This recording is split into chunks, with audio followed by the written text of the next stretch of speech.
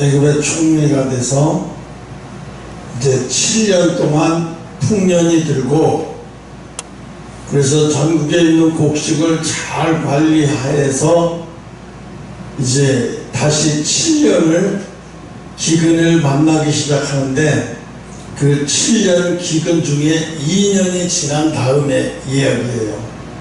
그러니까 앞으로 기근이 더 견디려면 5년이 남은 상태를 말하는 거예요. 그때 이야기예요.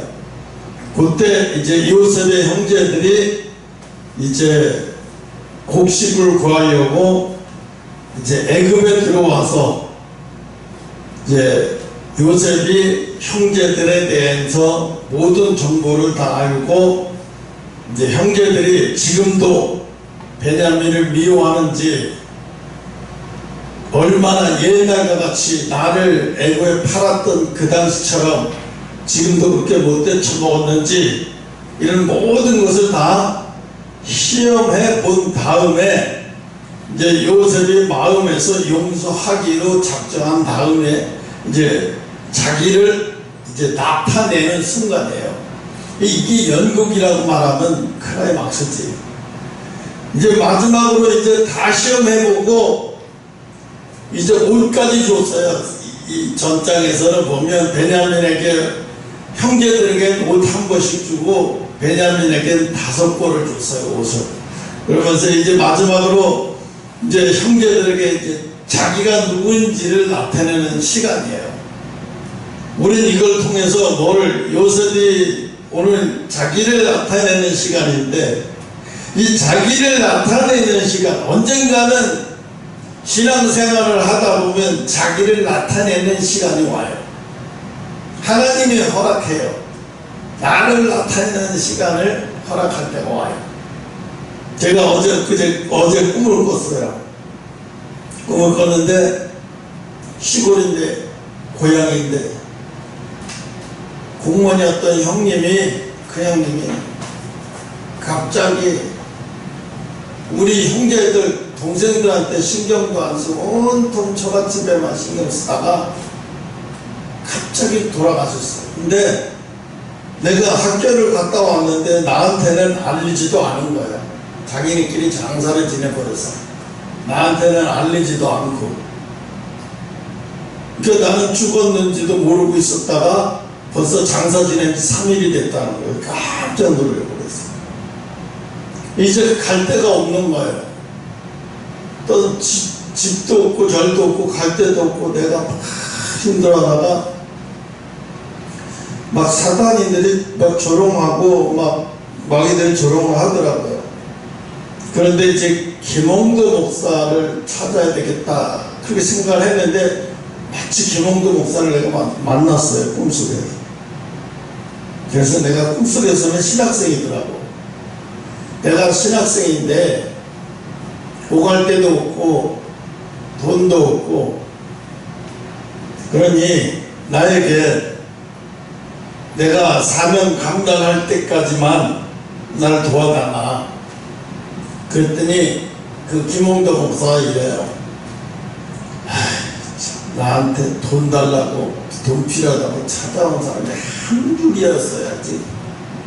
그래서 안 되나 보다 했는데, 자기가 수표에 같은 하얀 종이에다가 막 한번 뭐라고 쓰더라고요. 내용은 잘 뭔지 모르겠어요. 근데 써가지고 3장을 나한테 줘요. 그래서 고맙다고 이제 인사를 하고, 이제 마귀들이 그거를 뺏으려고 내가 그거 뺏기면 생활을 못하니까 뺏으려고 팍 하다가 내가 막 혈투를 벌이다가 끝나는 장면이 이제 깼는데, 오늘 이 요셉이 이제 자신의 신분을 드러내는 때가 이제 온 거예요.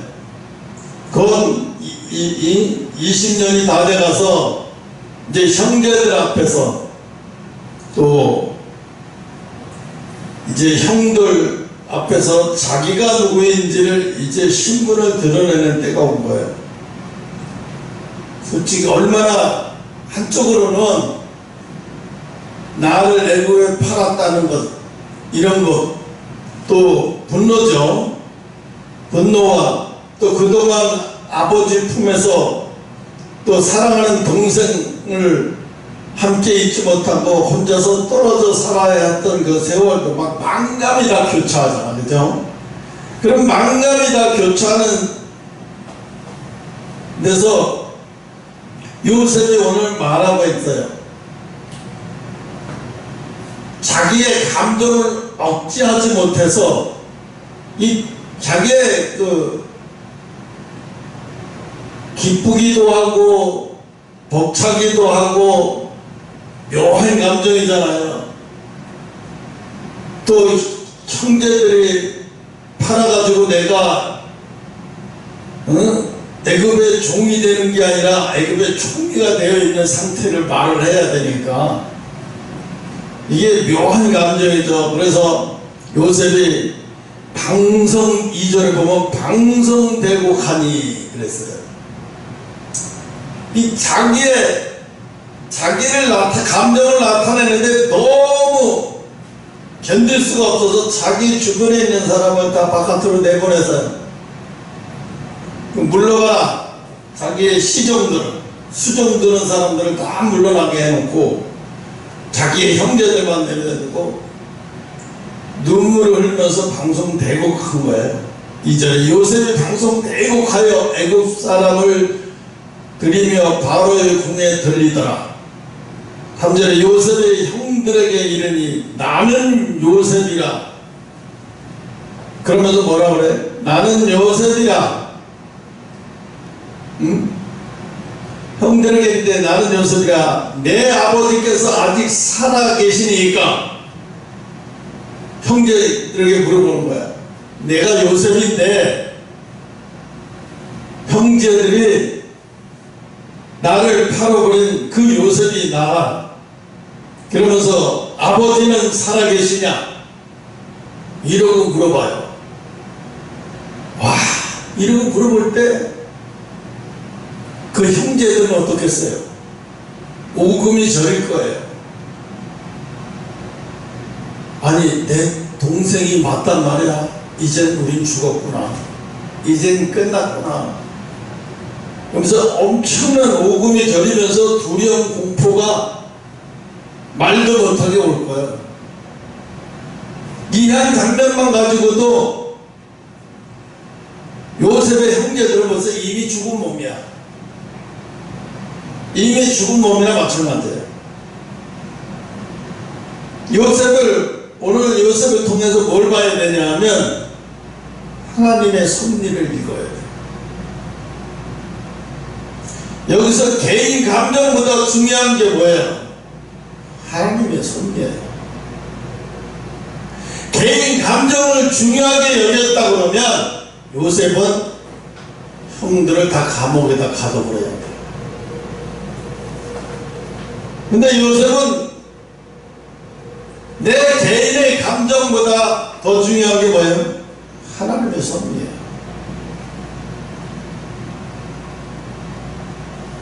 제가 어제 유튜브 동영상 중에서 우리나라에서 선교를 잘한다고 소문난 그 인터콥 선교회라고 봤어요. 이 사람들은 어떤 사람들이냐면 교회가 한 1000교회가 합쳐서 막 집회를 하고 선교회 집회를 하고 막 주일학교 어린이들까지도 얘네들한테 뭘 가르치냐면 순교해야 된다.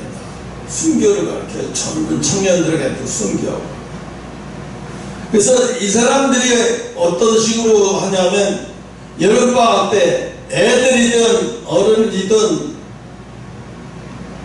순교하러 가고 싶은 사람들 뽑으면 다 손들으면 애들은 다 데리고 중동으로 가요. 아프가니스탄을 가서 그 이슬람 성전 앞에서 기타 치고 찬양을 부르는 거예요. 이게 아프가니스탄 사람들은 한국 사람들이 우리를 위해서 노래 불러주는가 보다. 처음에 그렇게 생각했어요. 근데 나중에 이게 소문에서 어떻게 이 사람들이 알고 나서 우리를 전도하려고 한다는 생각에 이 사람들은 어떻게 이슬람을 공격한다고 생각을 하는 거예요. 우리를 파괴하러 왔구나. 우리를 공격하러 왔구나. 그래서 한국 대사관에다가 알카에다가 한국 대사관에서 정보를 준 거예요. 너희들 조심하지 않으면 한국 사람 잔인하게 피 흘려 죽게 만들 거다. 가만두지 않을 거다. 만약에 계속 이렇게 하면 우리가 우리 조직을 동원해서 한국에 가서 성전벽을 박살내듯이 박살내버리겠다. 근데 이 사람들이 이렇게 해서 말렸어요. 말렸는데도 계속 하는 거예요. 어디? 터키, 튀르키예라고 그러지 지금요? 터키에 가서도 이슬람 사원 앞에서 막 열어서면서 막 이렇게 하면서 여리고성 이스라엘 백성들이 여리고성을 돌듯이 땅밟기 하듯이 땅밟기 하는 거예요. 그 성전을 돌아가면서 막 찬양을 하면서. 이 사람은 벌써 눈치 다 챘죠. 터키는 이슬람 국가잖아요. 90%가. 이 사람들은 처음에는 신기해서 쳐다보다 나중에는 분노하기 시작하는 거예요. 그것도 계속 하는 거예요. 아프가니스탄에서는요 2,000명이 갔었어요. 나중에 추방을 당했는데, 추방을 당하는데 문제가 뭐냐면 비행기도 없는 거예요.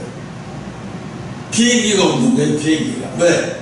여기서는 비행기를 대전해 가지고 갔잖아요. 이제 올 때는 비행기를 없으니까, 추방을 당하니까 한국에서 날짜에 며칠 날 대한항공에서 며칠 날 비행기가 그쪽으로 가기로 했는데 앞당겨서 추방을 당하니까, 추방을 시켜도 뭐 갈 데가 없으니까 군인 철책안에다가 다 집어넣고 삼엄한 거예요. 그때가 난리가 났었어요. 우리나라에서. 네. 얘네들 잘못하면 2,000명을 다 죽일 수도 있다는 생각이. 그래서 막 대한항공 급하게 막 해가지고 비행기를 빨리 보내라 해가지고 보내서 2,000명 다시 왔어요. 근데 그렇게 했으면 조심했어야 되는데, 그리고 나서 그 샘물교에서 선교단을 보낸 사람 중에 인솔자가 리더 하나가 있는데 그 중에 인터컵 선교 목사가 있어요. 그 사람이 인도에서 간 거예요. 그런데 나중에 뭐라고 얘기했냐면 이 사람들이 거짓말을 했어요. 샘물 선교에도 인터컵 선교의 목사 그건 아무 상관이 없다 이렇게 얘기했어요. 나중에 조사해 보니까 다 나왔어요. 인터컵 선교의 목사가 인도에서 간 거였어요. 그런데 뭐가 문제냐면, 그때 물론 하나님이 많은 사람들이 그 두 사람인가 세 사람 죽었을 때, 아프가니스탄에 이 사람들이 그 사람들이 죽은 그 순교의 피가 하나님은 헛되게 되지 않고 복음에 들어가는 문이 열게 되기 위해서 대가를 치게 돼서 그렇게 사용하겠다고 말씀하셨어요. 그런데 이 사람들은 전 세계를 향해서 중동 지방이고 뭐 다 막 돌아다니면서 이런 식으로 하는 거예요. 이건 극단주의의 카르말 얘기예요. 인도에 가서는 인도의 최고의 불교 사원에 가서 거기 가서 앉아가지고 그 불교 사원 가운데 있는데 앉아가지고 거기 앉아가지고 네 명에서 기타 치면서 찬양을 부르면서 손을 들고 이러는 거. 처음에 이 사람들이 기도하는 사람 기도하러 왔나 보다 그러니까 아니거든. 내가 봐도 야 이건 너무 심했다. 이건 공격적인 거지. 지금도 아마 이 인터컵 선교가 계속 하고 있어요. 극단주의가. 그런데 예수님이 뭐라고 말씀했냐면, 예수님은 섬기러 왔다고 그랬지. 섬기러 왔다고 그랬지. 섬김을 통해서 예수님을 사랑을 느끼게 해주고 보여주고 알게 해주는 거지.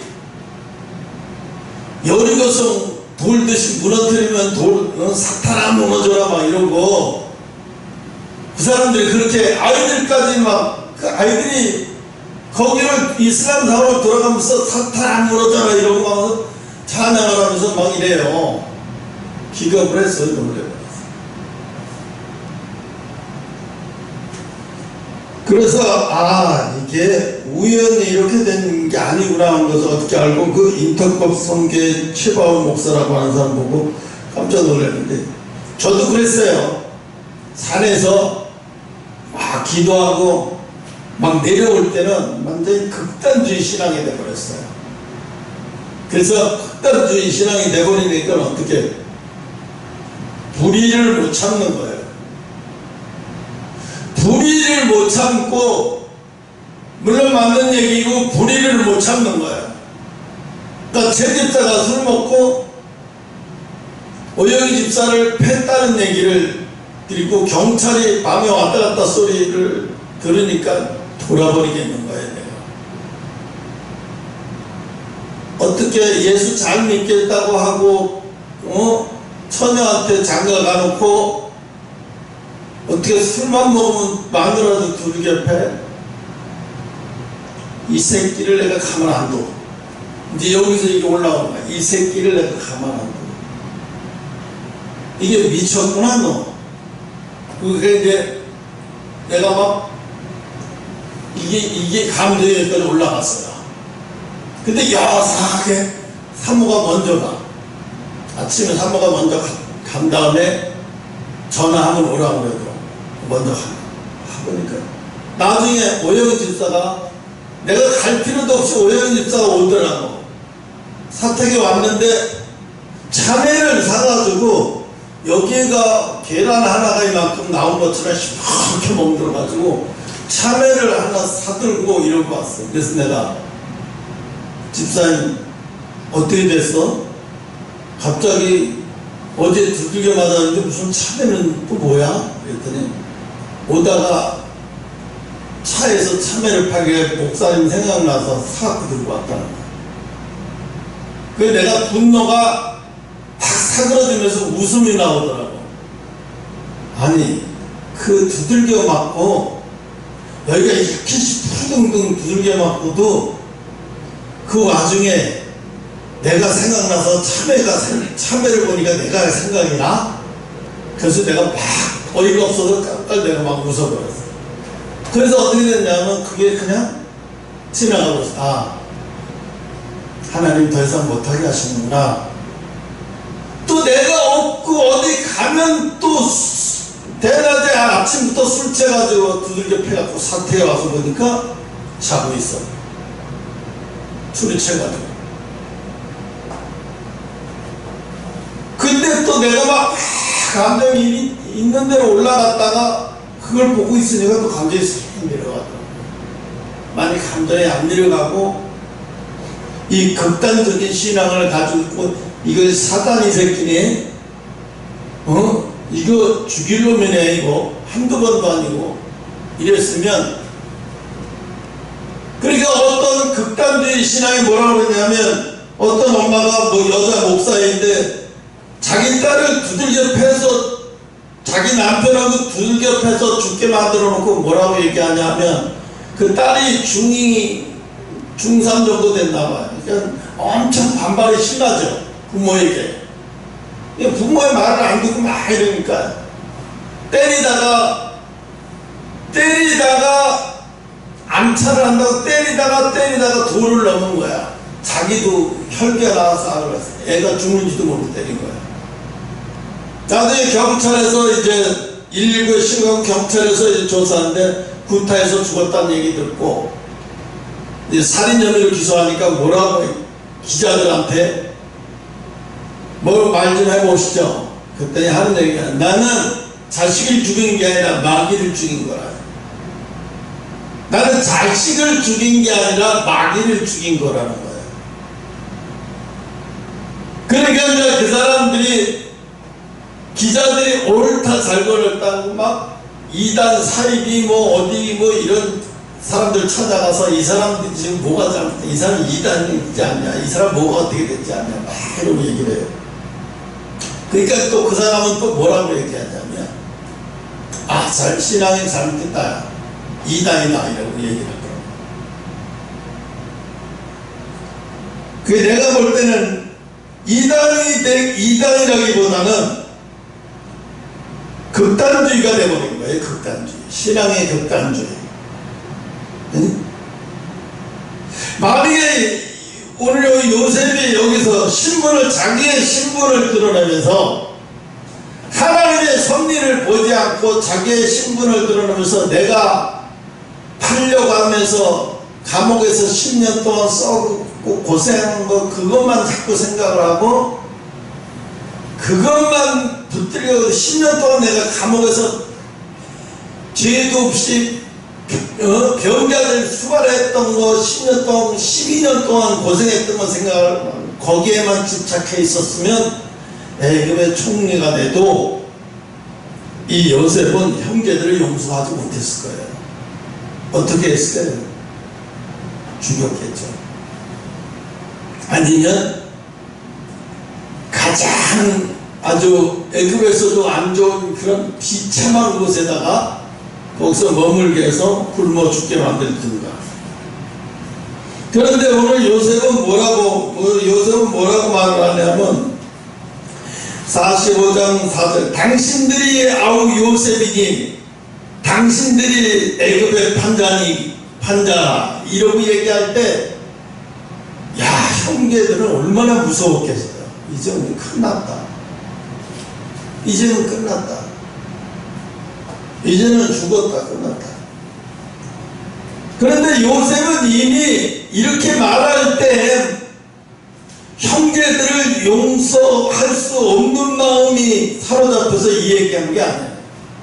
하나님의 섭리를 깨닫고 폭포수같이 눈물이 났던 거예요. 응? 하나님의 섭리를 깨닫고 폭포수같이 눈물이 났던 거예요.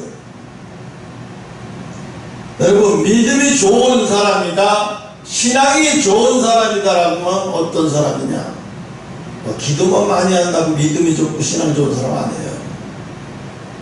하나님의 섭리를 읽지 못하면, 하나님의 섭리를 읽지 못하는 사람이면 기도 많이 하면 위험해요.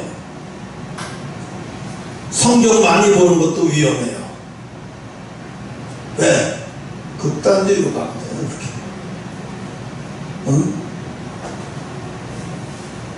그래서 오늘 요셉은 뭐라고 해요? 당신들이 아우이, 당신들이 애굽의 판자라고 다 얘기할 때 이 형들은 오줌이 저렸을 거예요. 우리는 지금 우리를 나타내야 될 때가 아니야. 지금 알겠어? 내가 누구를 심판해야 될 때가 아니라 우리에게 주어진 것은 심판이 아니야. 부모가 됐든 누가 됐든 아무리 잘못한 사람이 있다 할지라도, 잘못된 사람이 있다 할지라도 요새 사도 바울도 그러죠. 한두 번 권면하고 더 이상의 권면으로 그잖아요. 더 이상의 권면으로 해서 안 될 거라는 게 감이 잡히잖아요. 그러면 돌아서는 얘기 뭐예요? 더 이상은 말로 하면 안 된다. 어떻게? 기도해야 되는 거지. 기도해야 되는 거지. 말구다해서 싸움을 일으키는 게 아닙니다. 그냥 기도하는 거예요. 이건 기도해야 되는 문제구나. 이건 기도해야 되는 문제구나. 그리고 기도를 해야 돼요. 응?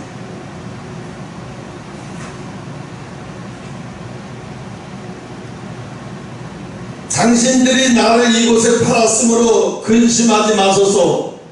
하나님이 구원하시려고 나를 먼저 보냈나이다. 그러면서 누구를 안심시켜? 형제들의 마음의 두려움을 없애주고 마음의 안정을 시켜서 안심을 시킵니다. 마음의 두려움을 요셉이 준 게 아니라 요셉이 가지고 있는 쥐기 때문에 형제들은 두려워하는 거죠. 언제 우리를 죽일지도 모르겠다. 무서워서 벌벌 떨고 두렵고 상상을 초월하는 거예요.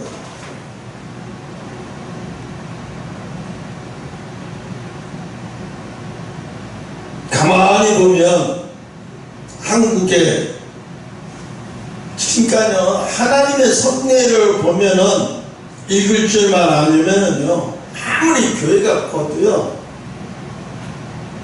그 목사님 설교 들어보고 그 교인들 보면 극단적이고 뭐가 잘못 빠지고 한쪽으로 기울었고 뭐가 잘못되어 가고 있구나 하는 것을 한눈에 볼 수 있어요.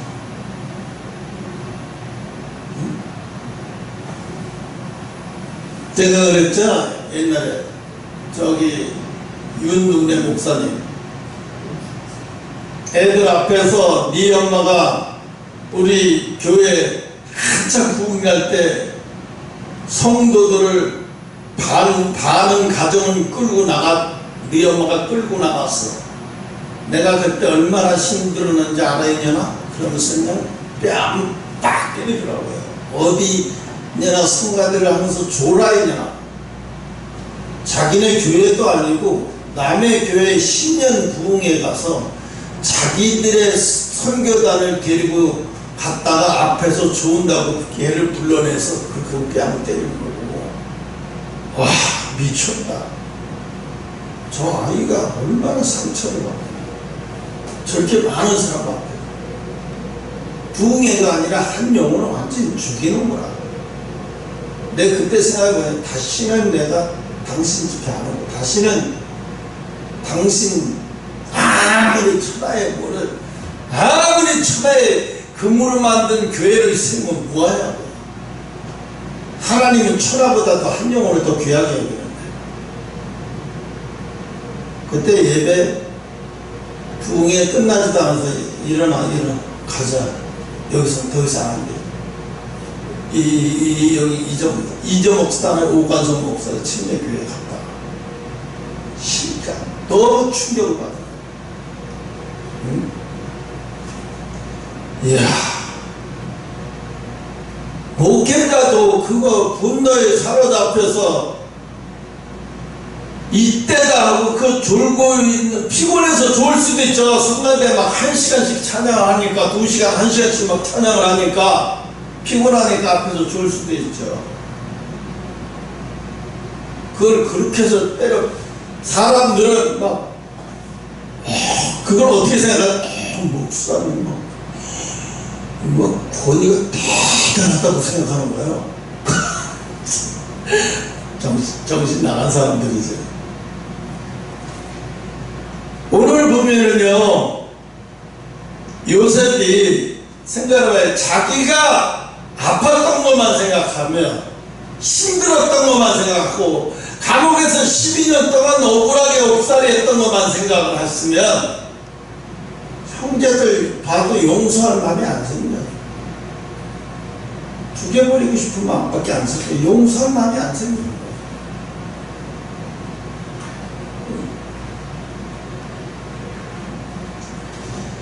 그러니까 요셉은 뭐예요? 처음부터 형들을 용서한 건 아니에요. 왜? 형들이 용서받을 만한 그릇이 됐는가 안 됐는가를 알아봐요. 그죠? 다 시험해보고 알아보고, 이제는 진짜 형제구나. 베냐민을 정말 소중하게 생각하고, 정말 특히 유다가 더 그냥 베냐민을 잘못되면 우리 아버지가 죽습니다 하면서 요셉이, 유다가 차라리 내 자식들을 여기다가 맡기게 할 테니까 내 자식들을, 잘못되면 내 자식들을 죽이라고, 베냐민은 안 된다고. 그래서 내가 그때 그걸 보면서 이 유다가 쓰임받는 가정이 되겠구나 하는 생각을 그때 잡았어요.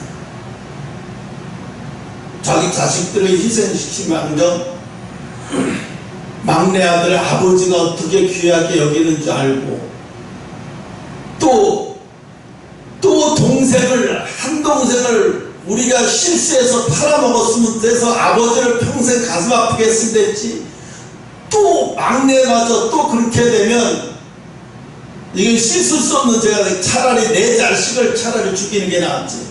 그래서 유다가 자기 아들 투를 맡기고 차라리 걔를 풀어달라, 베냐민을 풀어달라. 왜? 우리 아버지가 얘 없으면 죽는다. 둘째도 죽었기 때문에 아버지가 평생 고통스러워했는데 평생 고통으로 살았는데 막내까지 잘못되면 우리 아버지 죽는다고. 이제 그런 걸 다 시험해보고 요셉이, 벌써 요셉은 마음에서 용서도 해야 되겠구나, 이거 하나님의 섭리구나 하는 것을 이미 다 깨달았는데도 불구하고 감정이 복받치니까 용서하지만 눈물이 나는 건 어쩔 수 없잖아요. 자기가 12년 동안 고통받고 정말 형제들이 자기를 갖다가 애굽의 남의 나라의 종으로 판다는 게 이게 말이 되냐고요. 애굽의 총리가 됐지만 쉽게 용서할 문제가 아니거든요, 이 문제가. 그래서 확실하게 확인해본 다음에 이제 용서하기로 마음 먹어서 이제 용서하는 내용이에요. 그래서 이 용서하는 내용이, 오늘 읽은 내용이 뭐야? 이게 다 하나님의 섭리라고 말하고 있는 거예요. 당신들이 나를 애굽에다 팔았지만 당신들보다 하나님이 나를 먼저 이곳에 오게 만들기 위해서 형들을 사용해서 이렇게 하신 거라고 이야기를 한 거예요. 그러면서 형제들에게 어떻게 안정을 취하게 만들어주고 평안을 취하게 만들어주고. 여러분, 이게 있어요. 영적인 사람은, 어떤 사람은 영적인 사람, 두려움에 사로잡혀 있는 사람 옆에 있으면 막 안정감이 없어. 막 불안하고 초조하고 막 안정감이 없어요. 또 어떤 사람 옆에 가면 막 우울증에 사로잡혀 있는 사람 옆에 가면 막 내가 막 늪으로 빠져가는 것 같이, 내가 막 갑자기 막 피곤해지고 막 주체가 안 되고. 근데 또 어떤 사람 앞에 가면 괜히 마음이 하면서 마음이 편해지고 이런 사람, 그 사람의 영적인 상태예요. 영적인 상태에 따라서 내 입으로 나오는 말은 내 속에 영적인 상태가 이렇게 나옵니다.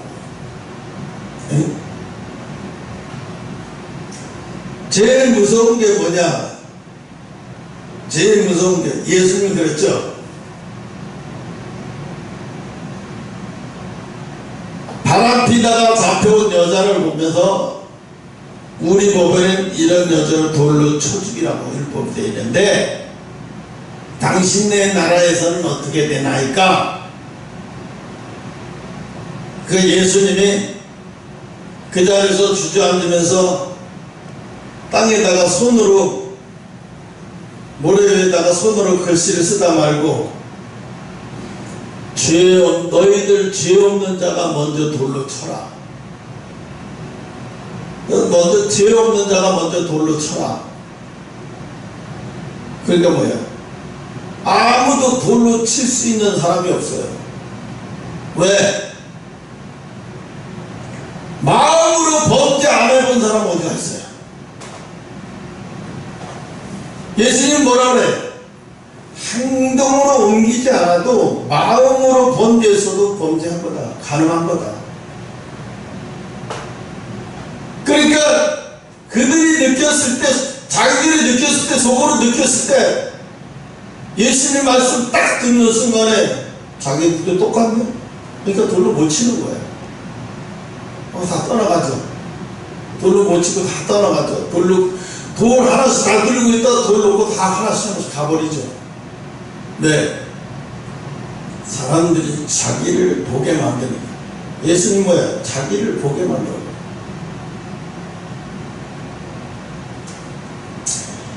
여러분, 성숙한 사람은 뭐가 달라야 되는 거예요? 성숙하는 사람은 비판하고 판단이 아니라 저 사람의 문제를 기도하는 거예요. 보게 해달라. 여러분, 문제가 보이면 하나님 저 문제를 저 사람 보게 해 주시옵소서. 나는 지금 문제를 보지 못해서 나를 시켜서 내가 하지만, 시키니까 하지만 이 사람이 나중엔 시키지 않아도 그 문제를 알면 그 다음부터 시킬 필요가 없어요. 이 사람 스스로가 알아서 탁탁탁 해버리니까. 그죠? 근데 매 할 때마다 시켜서 해야 된다 그러면 이거 힘들어서 못해 먹어. 어떻게 해 먹어? 우리나라에 있는 회사인데 어떤 회사는요, 애터미 회장의 간증 테이프를 들었어요. 내가 그 애터미 회장이 뭐라 하냐면 신입사원을 뽑아가지고 명함을 새기는데 뭐라고 명함을 새기냐 하면 자기 명함에다가 자기가 하고 싶고 달고 싶은 명함을 쓰라 이거야. CEO도 좋고 부장이라도 좋고 팀장이라도 좋고 자기가 원하는 대로 또 어떤 사람은 부장은 너무 높고 신입사원인데 대리라도 그렇고 한 주임 정도만 써놓을까? 근데 어떤 사람 배짱 있는 사람은 자기가 팀장이라고 명함을 받아갖고 다니고, 그 중에서 아주 믿음이 좋은 사람은 자기가 CEO라고. 나중에 이제 어떻게 하다가 이제 그걸 알아가지고 물어봤대. 우리 회사가 CEO가 나 말고도 또 있더라고. 이제 소문이 잘 퍼져서 그를 이제 밥 한 번 먹자고, 회장이 밥 먹자고, 점심시간이니까 밥 먹자고 해서 이 사람이 가면서 가슴 들고 나한테 뭐라고 그러지? 그래? 사장님이 그렇게, 회장님이 그렇게 하라고 해서 난 했다고 했지. 그리고 이제 갔는데, 점심 먹으면서 갔는데, 점심시간에 식사하면서 난 자네 얼굴이 어떻게 생겼는지 자네를 꼭 만나고 싶었다고 그러더라고. 그러니까 이 친구가 죄송합니다. 사장님, 회장님 죄송합니다. 아니, 자네 야단치려고 그런 거 아니야. 자네의 그 꿈이 대단해서 자네 격려해 주려고 한번 부른 거야. 같이 밥 한 번 먹고 싶었어. 자네같이 배짱이 있고 용기 있는 사람을 내가 물어봤지 않아도 되겠지 그랬더니 자기는 대답할게요. 자기는 회장님처럼 그런 CEO가 되고 싶지만, 꿈은 CEO지만 어떤 CEO가 될지 모르겠지만 그때 가봐야 알지만 전 지금부터 이 회사에 들어올 때부터 저는 꿈이 CEO였습니다. 그래서 명함에도 CEO라고 얘기하는데 저는데 하나도 부끄럽지 않았다는 거예요. 하나도 남들이 놀릴 거 생각하고 이런 거 저런 거 생각 안 했다는 거예요. 그런 거 생각했으면 내가 거기다 CEO라고 못 줬죠. 명함에다가 신입사원이 돼가지고. 그러니까 회장이 그냥 내버려 두는 거예요. 자기 그릇대로 가는 거다. 그래서 오늘 이 창세기 45장 5절, 당신들이 나를 이곳으로 팔았으므로 근심하지 마소서. 하나님이 구원하시려고 나를 먼저 보냈나이다. 이 뭐야? 하나님의 섭리이다. 하나님의 섭리다. 하나님의 섭리라고 말하면서 요셉은 벌써 이미 그 통곡을 하면서 막 그 대성 통곡을 한 건 억울한 것도 있었으면서 또 기쁘기도 하면서 하나님의 섭리를 아는 순간에 모든 게 다 한 번에 막 다 터져나옵니다. 응? 위로도 돼가면서 요셉은 기쁘지 않았겠어요? 자기가 애굽에 팔아버린 형들 앞에서 뭐가 생각이 났을까요? 형들이 자기한테 굽신거릴 때 그때 생각이 탁 떠오르는 게, 빛처럼 딱 떠오르는 게, 형들의 별단이 내 별단에게 절하다고. 그 꿈이 생각나잖아요. 아, 그 꿈이 이거였구나. 이거였어. 응?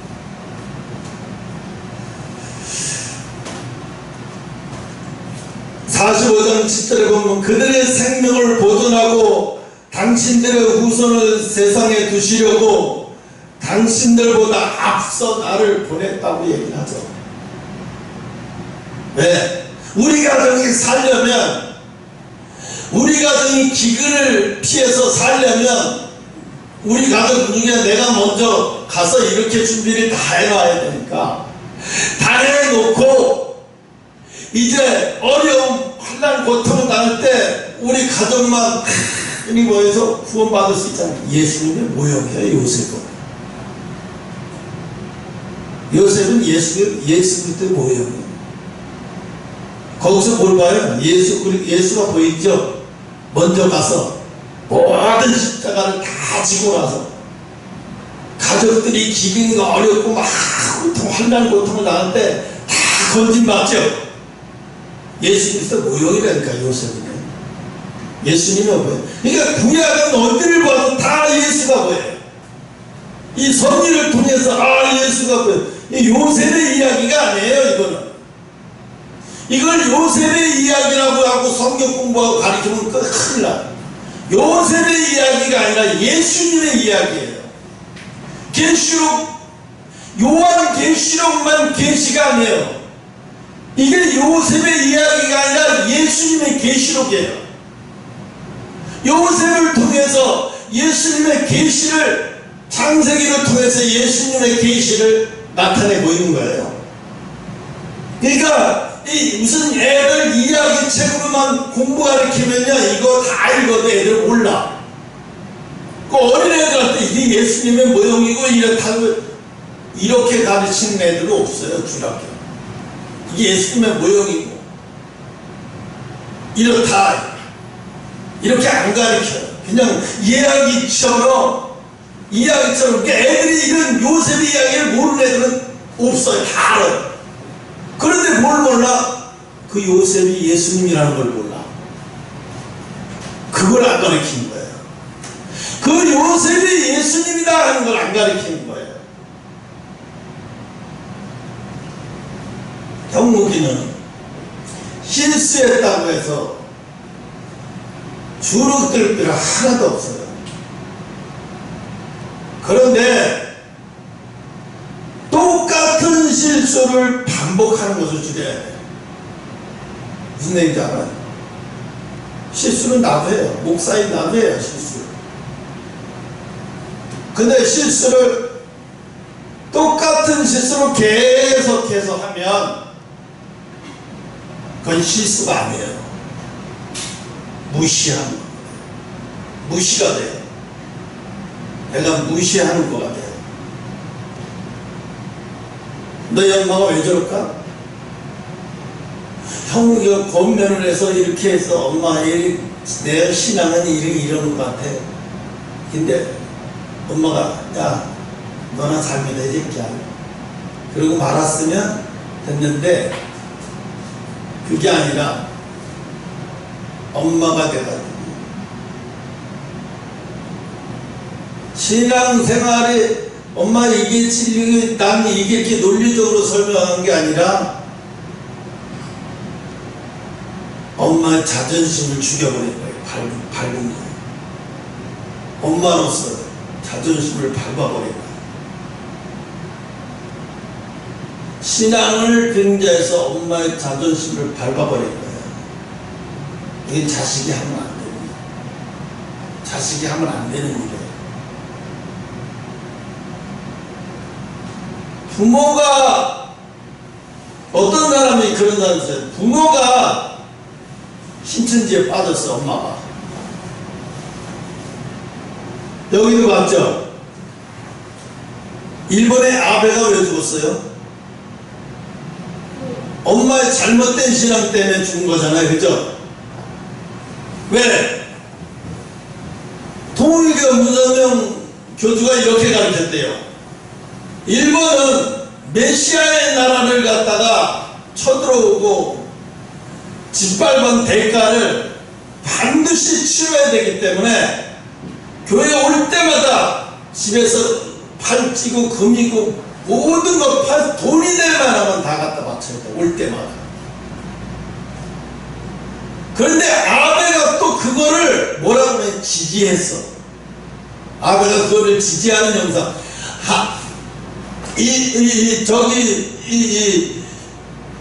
이 일본 통일교 신자들은 반드시 그 문성명 교주가 하는 거를 순종해야 된다고 이렇게 지지 발언을 해버렸어요. 그러니까 이 엄마는 아버지가 남긴 건설회사에 남긴 꽤 큰 중견기업 건설회사를 주식 팔고 계속 팔다가 나중에 다 팔아서 집 하나 달라놨고 집도 그냥 앞으로 조그만 거 달라놨나 이 아들이 이제 돌아버린 거야. 그래서 어떻게? 죽여야 되겠다. 저는 아벨을 죽일 생각은 하지 않았는데 동영상을 보고 아벨을 죽여야 되겠다는 생각이 들어요. 근데 그 엄마가 그 통일교는 그 밝혀진 것만 그거죠. 밝히지 않는 일들이 엄청 많아요. 어마어마한 많아요. 그래서 일본에서 들어온 돈이 지금 말고 80년대 초에 1조 뭐 몇천억, 그러니까 그때 당시 1조 몇천억이면 지금 한 10조도 넘어요. 어마어마한 돈이 들어온 거예요. 언제 한번 우리도 성지순례 설하고 가서 거기 한번 가보면요, 놀래 자빠질 정도로 커요. 어마어마하게 커요. 창세기 4절은 그들이 생명을 보존하고 당신들의 후손을 세상에 두시려고 당신들을 앞서 나를 보냈나이다. 하이가 되는 장면.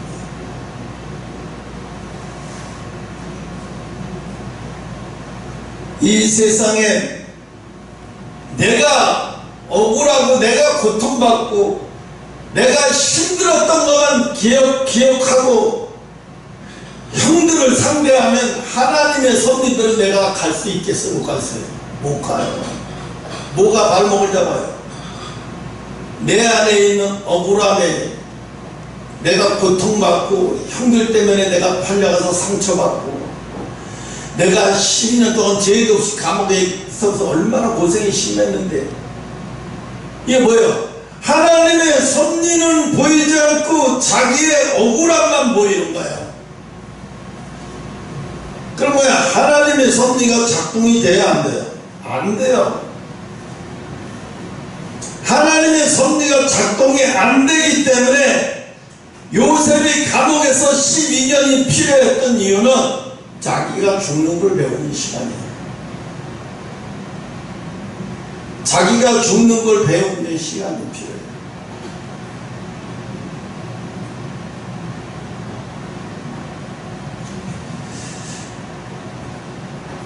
찬양이하고 이슬이하고 기도할 때 꽤 됐어요.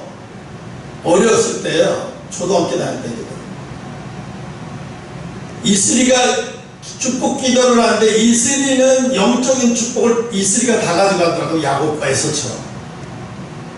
이슬이가 영적인 축복을 다 가져가갖고 찬양이한테 줄 게 없는 거예요.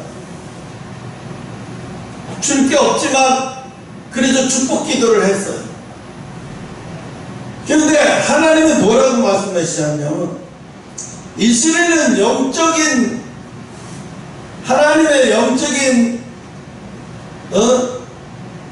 그런 복을 받아서 그런 일을 하게 될 것이고 찬양이는 세상에서 사람들의 세상 사람들에게 보이는 큰 쓰임받는 세상적인 복을 받게 된다. 나중에 성가대가 커지면 뭐 성가대 지휘를 하고 사람들에게 많이 나타내고, 나중에 하나님이 감춰서 그렇지 노래를 뭐 어떻게 해서 하나님이 어떻게 하신다는데 모르겠어. 지금은 아직 그 단계 아니니까. 네. 찬양회가 새벽에 들어올 때도요, 가슴이 벌렁벌렁, 도둑질을 하고 들어온 사람처럼 가슴이 벌렁벌렁 합니다.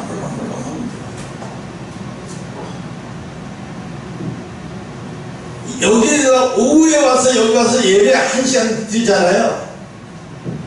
우리 하루 종일 예배 드리는 것도 더 힘들어요. 왠 줄 알아요? 자기가 알잖아요. 자기가 지은 죄들을. 자기가 지은 죄들을 아니까 저기 앉아있는 게 정말 고통의 시간인 거예요. 지가 안 가면 교회 몇 명 되지도 않은데 목사딸이 돼가지고 가지도 않고 앉아, 지가 모르나 그거 다 양심의 가치를 고통스러워. 여기 들어가서 앉아있는 시간이 죽을 것 같이 고통스러워. 왜? 그 속에서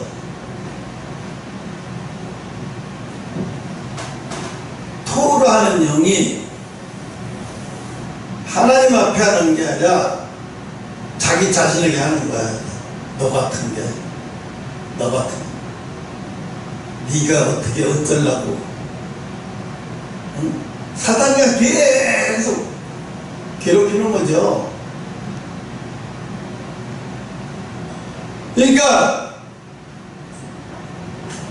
예수님이 그랬잖아요. 어떤 여자가 내 딸이 병이 들어서 죽게 생겼으니 내 딸이 고쳐달라고 하니까 나는 걔에게 내 양식을 줄 수 없다 그러죠. 내 자녀들의 양식을 걔에게 줄 수 없다. 그 여자가 뭐라고? 걔도 주인의 밥상에서 떨어진 밥풀을 먹나이다, 이렇게 딱 얘기를 하죠. 그러니까 예수님이 그걸 딱 보시면서 내가 이스라엘 중에서 이만한 믿음을 보지 못했다고. 대단한 믿음이죠. 이 여자는 뭐야? 자기가 예수님 앞에 나가면서 자기가 죄인이라는 걸 너무 잘 알고 있는 거예요. 자기가 죄인이라는 걸 너무 잘 알고 있는 거예요. 다른 사람들은 막 잘난 체하고 예수님 만나라고 손이라도 잡아라 막 이러는데, 이 여자는 뒤에서 예수님이 자기가 죄, 원래가 그런 병에 걸리면 집안에 그 당시에는 저주받은 사람들이라고 생각했어요. 저주받아서 그런. 그러니까 예수님이 그러잖아요. 어떤 여자. 아니, 저 집안에 맹인이 태어나는데 그 죄가 저 애기의 죄입니까? 저 자식의 죄입니까? 그러니까 예수님이 그 누구의 죄도 아니까. 그럼 왜 맹인이 됐습니까? 하나님의 영광을 위해서 됐느니라. 그 얘기하죠. 하나님의 섭리라는 거죠. 누구의 죄도 아니고 하나님의 섭리라는 거. 여러분, 우리가 하나님의 섭리를 가지고 우리가 판단하면 안 돼요. 아, 이게 하나님의 섭리구나. 여러분이 적어도 영적으로 성숙해지려면 하나님의 섭리를 읽고, 하나님의 섭리를 읽으면 뭐가 돼? 그냥 또 기도가 달라져야 돼. 기도가 달라져야 돼. 하나님의 섭리를 알고 나면 기도가 달라져야 돼. 요셉이 자기의 형들의 별집단이 자기에게 자기 별단한테 절하는 것을 언제 깨달았어요? 20년 넘어서 깨달았잖아요. 그죠? 형들이 와서 자기한테 굽신다고 막 이럴 때 그때 그게 깨달아진 거 아니에요. 그 꿈이 깨달아진 게, 그 섭리를 깨달아진 게.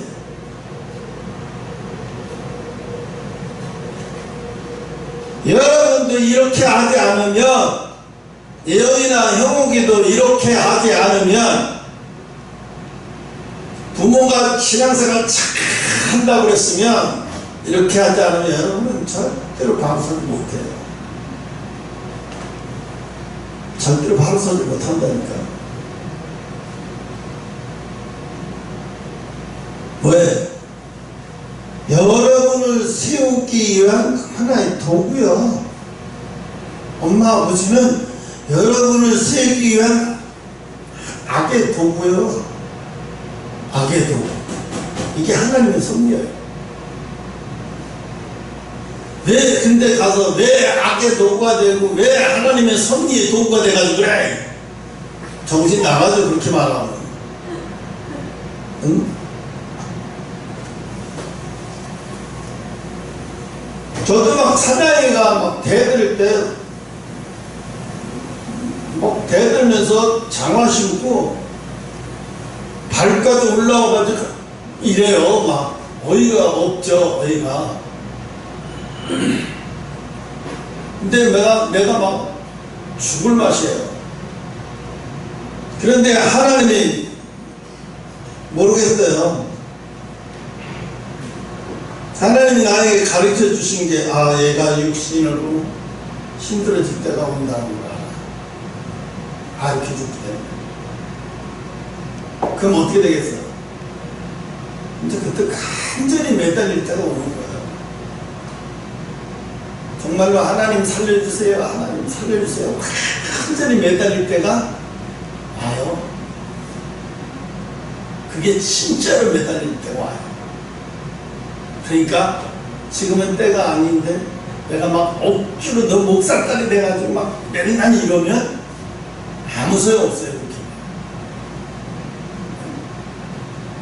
그리고 어떻게 얘에게는 허락된 게 이런 과정이에요. 그거를 내가 하나님의 섭리로 하나님이 하시는 거를 내가 하겠다고 나가면 안 돼요. 내가 힘들다고. 세상적으로 봐도 내가 힘들어 죽겠는데, 너가 아빠가 목회하는데 내가 아빠가 힘들어 죽겠는데 목사 딸이 그럴 수 있어? 그렇게 하면 되겠어? 막 이러고 이래봐요. 아무 도움이 안 돼요. 하나님 그걸 몰라서 어떻게 내버려두나? 아니거든요. 몰라서 하나님 다 아시죠? 하나님은 요셉이 이 세상은 원래가요, 이 세상은 불공평해요. 응? 차별해. 원래 인생은 차별이에요. 차별이 없는 인생이 어디 있어요? 인생은 원래가 차별이에요. 언제부터 시작돼요? 태어날 때부터 차별이 시작돼서 이제 학교 가면 학교에서 돈 없다고 차별되고, 공부 못한다고 차별되고, 시시한 동네 산다고 차별되고, 싸움 못한다고 차별되고, 못생겼다고 차별되고, 왕따 당하는 애들은 왜 이렇게 차별이 돼요? 집단 따돌면서 차별을 왜 해요? 그 차별을 시키는 애들도 사실은 정상이 아니죠. 응? 원래가 인생은 차별이에요. 차별과 함께 살아가는 법을 배워야 돼요. 요셉이 차별과 함께 살아가는 법을 배워야 되는데 요셉은 그러지 못했어요. 아버지가 야곱이 요셉과 베냐민에게만 막 명절 때고 뭐 그냥 항상 좋은 옷만 입혔어요. 어머니가 4명이니까 다 다르잖아요. 형제가 10명 있어요. 다른 형제들이 얼마나 시기질투하겠어. 그랬더니 또 요셉이 와가지고 또 한두 번 얘기하는 게 아니라 오늘은 이런 거 없다. 형들이 볕다니 어떻게 나한테 와서 맨날 절을 하지? 화가 나야 안 나요? 싸가지 없고 화가 나고, 안 그래도 아버지의 편에 살아가는 맞는 저를 죽여버리든가 차라리 없었으면 좋겠어. 그러니까 요셉이 거듭나기 전까지만 해도 형들의 눈에는 요셉이 얼마나 죽이고 싶은 동생인지, 얼마나 얄미운 동생인지, 응? 말도 못해요. 그런데 어떻게 됐어요? 요셉은 나중에 자만하는 사람이 되잖아요. 자기가 팔려갔으면서도 형들에게 하나님의 섭리를 이야기해 주면서 하나님이 우리 가정을 살리기 위해서 이렇게 하나님의 섭리였다. 뭐 다 끝난 거예요. 뭐 하나님의 섭리였다는 것을 알면은 그 사람에게서는 분노도 사라지고 억울함도 사라지고, 내게서 아직도 이런 게 안 어그러지고 안 되는 거는 뭐예요? 아직도 하나님의 섭리가 내가 받아들이지 못하는 거예요. 내가 받아들여지지 않는 거예요. 그래서 내게서 억울한 게 빠져나가고, 억울한 게 또 이걸 통해서 억울한 걸 다 빠져나가 버려요. 언젠가는 해야 할 말은 하나님이 하게 하시더라고요. 나도 그걸 알았어. 야, 이 사모하고 며칠 있다 크게 싸움이 일어날 것 같은 예감이 드는 거예요. 느낌이, 하나님 이걸 안 지나가면 안 되고 진짜로 크게 싸워. 막 죽일 듯이 싸워. 환장해요. 막 정말로 다리에 가서 떨어져 죽고 싶은 심정이에요. 그런데 내가 안 싸우려고 해도 하나님 싸우게 만들어요. 그러면서 속에 있는 것을 다끈하게 만들어요. 사모도 다끈하게 만들고 나도 다끈하게 만들어서 자기 속에 뭐가 들어가 있는 건 다 꺼내져 버려요.